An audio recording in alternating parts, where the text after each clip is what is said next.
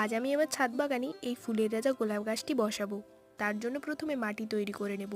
মাটি তৈরির জন্য নিয়ে নিয়েছি 50% গার্ডেন সয়েল, 50% ভার্মি কম্পোস্ট, আর কিছুটা রেড এবং ব্ল্যাক পটাশ এবং সুপার ফসফেট। ট্রেনিং সিস্টেম ভালো করার জন্য নিয়ে নিলাম খলামকুচি।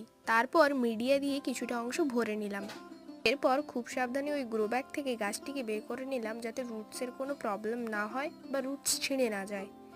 অন্যান্য গাছের থেকে এই গোলাপ গাছের কিন্তু একটু বিশেষ যত্ন নিতে হয়, তাই গাছ লাগানোর 15 দিন অন্তর অন্তর এই গাছে খাবার দিতে হবে। খাবার হিসেবে আমরা খোল জল এবং শিংকুচা ইউজ করতে পারি। তো দেখতে দেখতে আমার গাছ লাগানো কমপ্লিট হয়ে গেছে। বাকি অংশটা আমি আবার মিডিয়া দিয়ে ভরে নিলাম।